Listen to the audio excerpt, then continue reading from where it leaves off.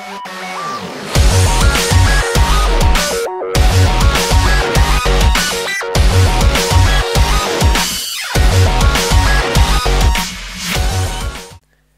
og velkommen til Snack på igen. Halløj. Halløj. Fed 23 og Jensen. Mig. Det er dig. Og vi så sætter bare der, hvor vi slap fra. Vi fandt templet. Jeg gjorde. Så. Helt uden din hjælp. Okay, jeg var et halvt sekund bag ved hende. Ja. Sagde det i hvert fald før dig. Ja, det gjorde det. Det gjorde det her. Det er fordi du altid får mig, det er fucking snyd. Jeg håber altså virkelig, du kan huske de der koordinater, der bruger jeg faktisk bare var virkelig meget rundt. Det er bare den der tilbage igen, så... der er kul. Der er kul.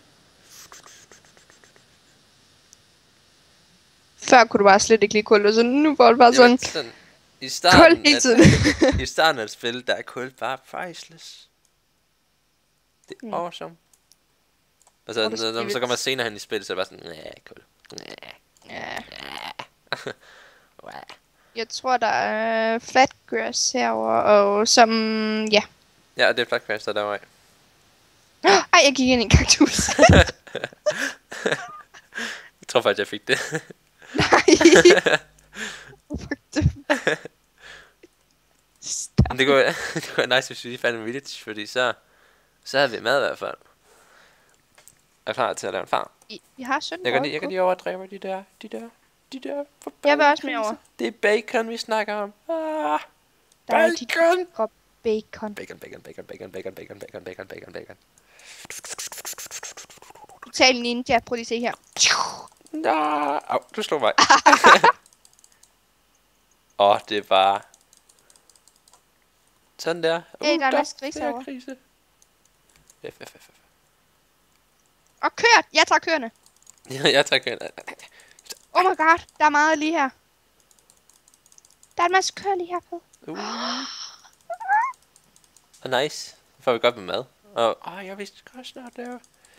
Vi er så lige begyndt, men vi skal have den Shaman Table, vi skal. Og prøv at se, der var her mit yndlingstræ, hvor det er de der isværm. De der med de, de ser spændende ud, ja. Ja. Ja. Kan du huske det der træ der? Præcis. Det er det gør. Der er mange gris. Der er mange køer. Der er mange gris. Jeg drev bare det hele. Ja, let's do it. Let's do it. We can do it. Og der er gris her. Fuck, der er mange gris, det er du ret i. Der er flere gris end køer. Hvad fuck er det? Jeg vil have nogle gris. Du vil have nogle gris. Hvis vi havde en grisesadel. Og en fiskestang med en gulerod. En gulerod. Nej. Den står væk fra mig. Der var det igen. Sådan der. Jeg har 30 stykker nu.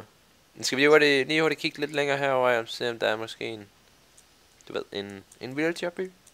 Jeg tror faktisk ikke, der er det lige den her. Jamen det kan godt være. Så det er bare... Jeg tror der er et andet, men jeg tror bare vi skal længere væk. Men jeg er på vej. Jeg er på vej til dig. Nej, vi er kommet hjem til vores hus igen. Nå, men du går i den anden retning, ja. Du går tilbage. Nå, jeg går tilbage. Så går jeg tilbage med noget kød. Det gør jeg. Der er et æble. Haps. Haps. Så. Lige ud efter nation med bare huller på. Der er heller ikke lang tid til, at det bliver mørkt. Nej. Og så er det fint, at vi bare går tilbage nu, ja. Fordi jeg tror, vi skal være lidt mere... Nej. Før vi går en kiste til så meget. Nej. Det skal lige siges, at hun har noget med at have det hele i orden. Og det første, vi kan ikke bruge gavel til noget, eller flint. Jo, flint kan vi godt bruge. Det kan bruges til flint, steel og sådan noget ting. Og til buer kan det også godt laves til. Okay, så har vi... Men jeg kan godt begynde at udvide huset lige snart, når jeg får nogle flere iron tools. Så det, jeg skal bare ned i mine. Okay, jeg har iron her, så jeg vil lige hurtigt få en. Ja. Jeg har i hvert fald lige præcis 3. Det var heldigt. Nice. Hvor mange bøffer har du? Kan du ikke lige give mig bøfferne? Eller lægge dem der i? Jamen, jeg har lagt dem der i. Super. Kan vi ikke sige, at det her det er vores minehus? Okay, så det er bare et tilbedningshus, vi laver? Ja. Okay. Sådan lidt, måske lidt længere væk, hvor vi bygger sådan en flot sti hen, og så er det bare sådan, nej! Tænker jeg i hvert fald. Det lyder som en god idé. God idé, Så. god idé, god idé. Nej. Værsgo. Jo, jeg takker. Vi har også 3 diamanter, hvis det er det. Det... Tag dem. Hold op, nu har jeg 12 iron. Ja. Det skal jeg. Okay, jeg har lige brug for en... Jeg skal have det der. Og... Ja, og så alt det der, så putter vi bare alt i. Og... Sådan der, og så i med kød, og så det andet kød her i, og så det der, og her. Og... Okay. Okidoki. Jeg ved ikke, hvad jeg skal lave nu. Hvordan er det mørkt? Du kan lave hus, hvis du har lyst. Nej, det kan jeg jo ikke, når det bliver mørkt. Jeg dør jo. Nå, ja, okay. Du kan lave farm eller sådan noget. Det ved jeg ikke, hvad det kan jeg jo heller ikke bruge. Jeg går ned og miner så. Ja. Hold nu kæft, mand. Det er noget rodet af en mine, du har lavet her.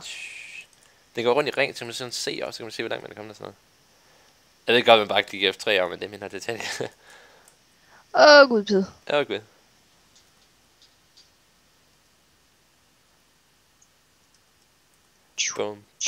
Bum. Nej. Au. Jeg sagde jo. Okay, jeg graver bare nedad, så tager du det, der kommer på vejen. Okidoki. Der er en grotte, Pede. Det er grotte. Nice. Der er meget iron, så sikkert. Der er mega meget. Iron. Please sig, vi er så meget heldige, som vi havde sidst med vores diamanter. Da. Har du fakler med? Ja. Godt. Ja, fordi du snyder dig bare frem, hva'? Nej. Du skruer bare fuldt op for lyset på skærmen, og så er det bare... Bum. Den er faktisk ikke helt op. Nej, det er den ikke engang. Den er kun på 2, og der kan være 5. Ja. Det fortæller bare, hvor god en computer jeg har. Det er skærm. Nå, ja, okay, det er en bærbar, du spiller på, ja. Nemlig. Godt, okay, min... det bliver lyst nu med mig. Hold op. Det er dejligt. Men jeg tror ikke, man kan se det i videoen. Det ved jeg ikke, man kan se i videoen. Men jeg tror stadigvæk, man skal lyse okay, det her kan vi ikke bruge til noget, så det gør vi lige sådan der. Okay. Jeg tror, vi har fået en... Underground mine? Det ved jeg i hvert fald noget lava der. Eller en vift, ved jeg, mener jeg. Sådan en, ikke en lavine. Hvad hedder de? Det ved jeg da ikke. Jordskæld. Der er et skelet. Jeg har kun et dårligt. Hvor er der et skelet? Der er lige hernede. Nej, det vil jeg tager, hvis den giver en bue. Det gjorde den ikke. Jeg tager den her. Jeg lavede 21 knapper. Nice. Hvordan gjorde jeg det? Knapper? Hvorfor jeg ved ikke, hvorfor jeg lavede 21 knapper. Wow, Pede, se lige her. Ja, det er jo netop den, jeg snakker om. Jeg kommer lige om 2 sekunder. Jeg siger her. Vi skal op og have brændt noget... Nej, vi skal lave sådan en... Du har vel ikke noget træ med ned, har du? Jo. Nej, okay. Det har jeg ikke. Okay, så går jeg lige hurtigt op, og så tager jeg sådan et med. Jo, jeg begynder bare... Hulene. Jeg plejer at træ med. Jeg kunne finde vejen op. Nice. Det plejer jo at have en identitet til at ikke at kunne. Pede, hvad har du lavet her? Hvor? For helvede. Hvad? Hvem? Hvor? Hvad? Den kunne ikke komme op her. Hvad har du lavet? Det ved jeg ikke. Det er dig, der var mine lige nede på et tidspunkt. Nej, ikke her. Nej. Kæft, man, hvor er det forvirrende, det her. Ja, det skulle sgu lige lade lidt bedre. Nej, nu ryger jeg. Ja, host.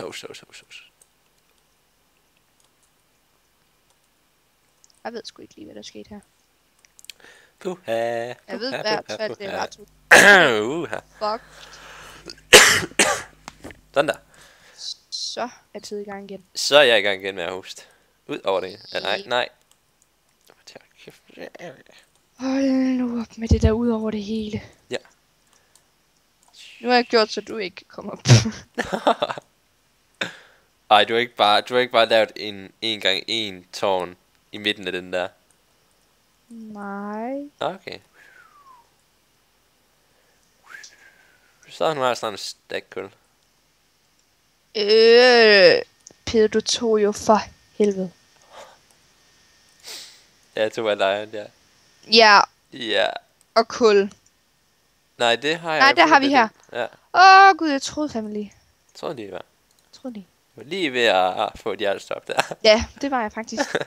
Skal jeg tage noget mad med ned? Det må du gerne. Jeg har ikke noget Au! Skelet! Nej! Zombie! mad. Nu er der. Jeg dør. Der er flagmus hernede. Nej. Ej, du dør ikke. Nej. Det var ikke det. Nej. Jeg døde ikke. Puha. Lugter han. Det var tæt på. Så tager vi lige sådan 3 bøffer her. Så får jeg lige noget nyt liv. Bum. Bum. Bum.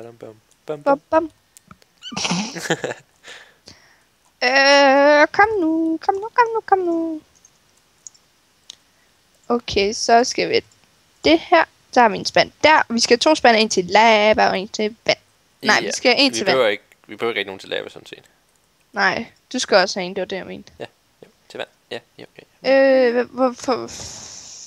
Hvad var det, jeg skulle med ned? 2, 3. Der var lige noget lava. Og så skal du til at strække dig. Nej, det var lava. Jeg Nå, okay, det lød bare som om, du skulle til at strække dig. Fup. Den havde jeg ikke lige set komme, den der. Så har vi en... Skal jeg bare tage en stack 3 med ned? Må du gerne. Og så tager jeg 23 bøffer. Altså planks, du tager ikke almindelige træ. Jeg tager planks med. Okay, super. Det er fordi en stack 3, det er godt nok meget. Ja. Ja, jeg har fundet guld. Har du fundet guld allerede? Jeg ved bare ikke, hvad vi kan bruge det til. Ur. Og det ser pænt ud. Og der var en. Der var kun... Ej, det... Ja, et guld. Hold nu kæft, men den her mine er forvirrende, pide. Den er mega awesome, altså. Det er bare lige ud af den nogle gange så går den sådan 3 gange ned, sådan 1, 2, 3, lol. Lol. Total randomness. Yeah. Det er okay, så tager jeg bare lige det her vand her. Hvor stammer det fra? Kan du huske om... Nå da, jeg har en kilde. Iron. Hey, du skal lave et tool til mig. Skal jeg lave et tool til dig? Hvad for noget tool skal jeg lave til dig? En pickaxe. En pickaxe. Det kan jeg ikke hernede. Jeg har ikke noget træ med. Det har jeg. Ja. Yeah. Hvor er du? Du er der. Fuck. Nej, der. Nej! Pede! Hvor? God damn it. Ej, men det var fedt, det der. Det var alt, der røg ned. Ja, det var... Alt. Det var lidt over et stak kul, næsten. Et stak iron. Du satte mig tilbage der. Og det er altid mig, der først dør. Det ved jeg ikke. Det er en ny rekord, jo. Ja. Hvor er du så henne, brugerne? Nu kan jeg jo ikke komme op. For helvede. Eller jeg kan i hvert fald ikke finde vejen op. Jamen, jeg kommer derned igen. Ej, mand. For helvede, Pede. For helvede. Det plejer altid at ja, den der faktisk kan. Og jeg har fundet vejen op der. Ej, nej. Om det heldigvis så putter der maden og sådan noget i. Og fagen. Der er en zombie. Der er 2 zombier. En zombie. Der er en zombie. Hvad fuck?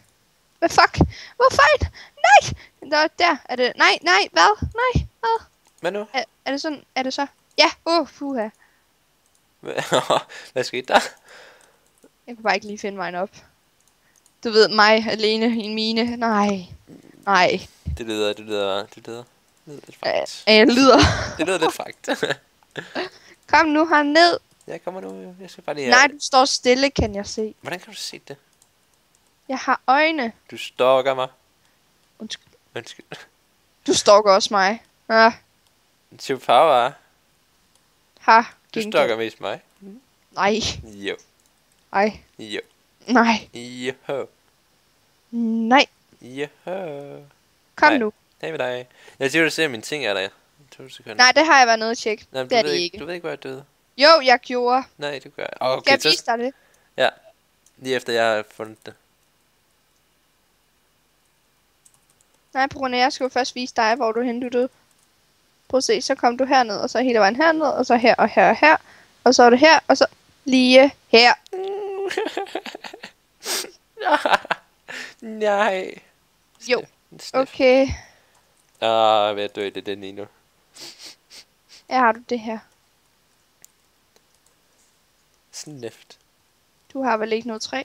Nej, Jo, jeg har lidt træ. nej, ikke noget træ, noget sten. Jo, jeg har lidt sten. Kan du ikke lige komme lidt? Brugerne, nu skal vi jo lave stentools. Hvad vil det? På grund af, at du har smidt vores iron væk. Havde du ikke også smidt noget iron? Nej. Nej. Brugerne, det gav jeg jo til dig. Gjorde du? Ja. Dammit. For helvede, hvor videre i livet, vi finder nyt. Hvor gjorde du det der bord der? Det tog jeg. Nå. Ha, ha, ha. Det er bare vi kan lave iron nu. Jeg har allerede iron igen. Nå, men nu har jeg lige fundet noget kul. Okay. Brugerne, det skal vi jo også have noget af nu. Hvor lang tid kørte den der på? Det var resten Jeg bruger det resten af den her let's play. Ja, så det var... det kunne bare... Lad os lige prøve at se, hvor langt vi er nået egentlig. Bare... Okay, vi har 5 minutter. Vi har 5 minutter. 5 minutter. Wee. Get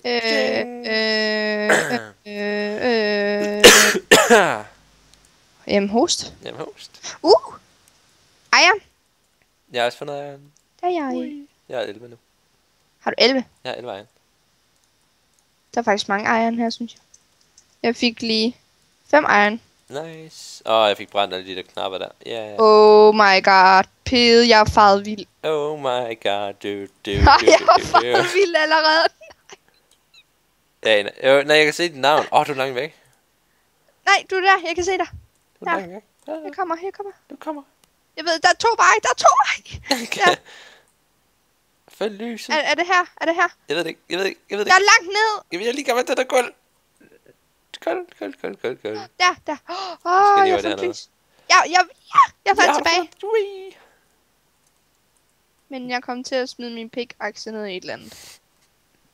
Kan du til at klikke Q? Ja, det gør. Det kender vi vist godt til. Jeg går lige hurtigt op og brænder noget af det her iron. Jo, men jeg regner lige med at lave en... Ellers så giv mig lige dit iron og alt det der, før du dør. Kast. Jamen, jeg sådan er det, fordi jeg laver også lige jeg laver et table hernede. Okay. Jeg har et her. Jamen, så, jeg har allerede lavet det. Nå. Nu har jeg startet navn. Det er den nu er jeg i gang med at brænde kul. Nej, egen. Sådan der. Nå, men så går jeg bare selv op og leger husmoder. Leger husmoder uden køkken. Ja, uden køkken. Let's see how it works. Ja. Okay. Okidoki. Sådan der.